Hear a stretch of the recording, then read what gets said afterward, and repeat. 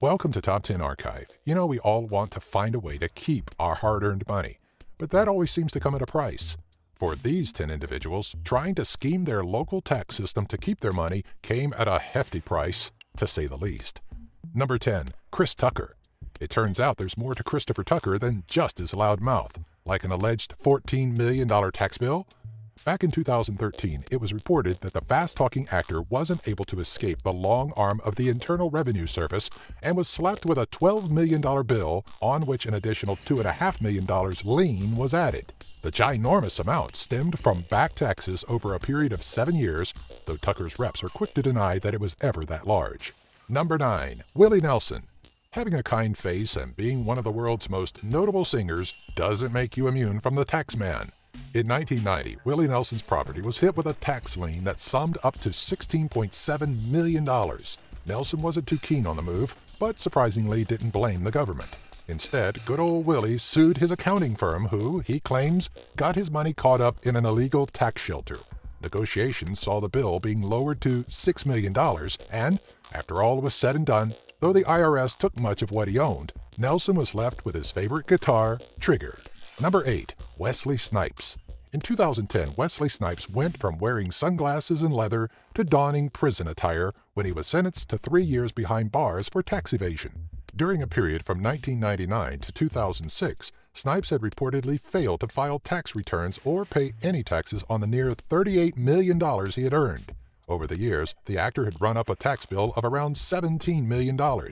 Though Snipes could have gotten away with a 12-month sentence since it was originally just a misdemeanor, Snipes' charges were stacked, and to discourage others from following in his questionable morals, Snipes was made into an example in federal courts and was sentenced to a full 36-month term. Number 7. William H. Millard. According to Terry Giles, one of the evader's attorneys, laws were changed to try and bring him down. But logic points to a far more simplistic answer. He just didn't want to pay the near $59 million in taxes and penalties that he owed. Millard was known best as the CEO of Computerland, a California technology retail chain that he sold for $250 million. It was on the sale that Millard accrued his shamefully high tax bill, which actually started at a comparatively modest $17 million. Though Millard was living comfortably outside of the United States, his tax troubles soon caught up with him. Number 6. H. Ty Warner. They're cute and cuddly and give children across the globe something age-appropriate to collect, but that doesn't mean their creator is exempt from basic tax laws. Warner's tax evasion was a bit more deliberate than just forgetting to file. He flew to Zurich, Switzerland to deposit $80 million at UBS AG. On the hidden money, Warner incurred over $24 million in interest income, over $53 million in penalties, and a $16 million tax bill of combined back taxes and interest. For a man worth around $2.5 billion, that must be chump change. Number 5. Paul Hogan. That's not a tax bill. This is a tax bill. Even Australia's most rugged actor can come face-to-face with a tax man and lose. For almost a decade, the Crocodile Dundee star and the global face of Australia for much of the 80s fought with the Australian Taxation Office over a bill of $150 million in unpaid taxes, penalties, and interest. Hogan denied his owing of the taxes for the entire run, but eventually settled with the ATO for an undisclosed amount.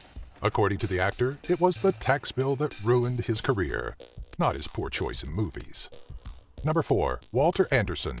One has to wonder if Anderson's support of space travel and resource gathering had anything to do with a need to escape very far away after the Justice Department filed what stands as the largest personal tax evasion case ever.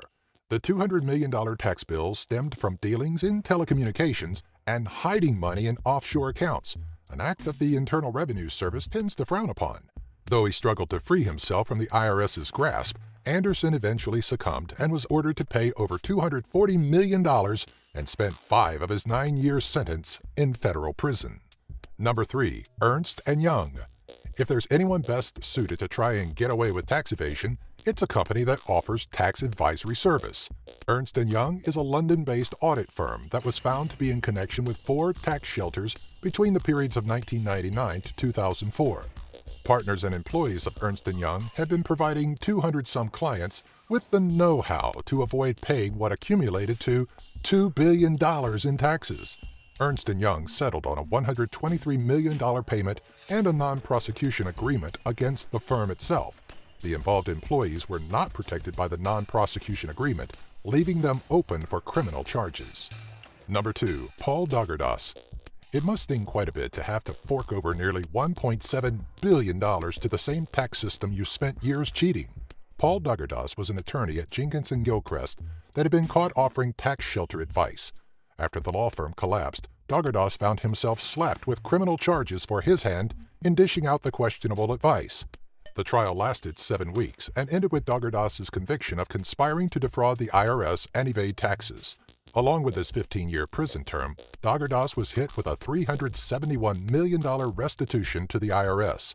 To pour salt on the wound, Daggerdas also had to forfeit $164 million in property and assets. Number 1. Credit Suisse. To pull off a massive tax fraud scheme, it takes being in the know and having influence over many, many people. In May of 2014, Credit Suisse did the unthinkable when it pled guilty to aiding thousands of clients in hiding income. The amount that the financial holding company helped hide was quite the sum, enough to warrant incurring $2.6 billion in penalties. It was reported that around 1,800 Credit Suisse employees helped upwards of 22,000 clients avoid the IRS. Did you remember hearing about any of these fraudsters? Do you have an idea for a future Top 10 video? Let us know in the comments section below. Be sure to follow us on Twitter, Facebook, and our website, top10archive.net. And if you enjoyed this video, be sure to give it a thumbs up and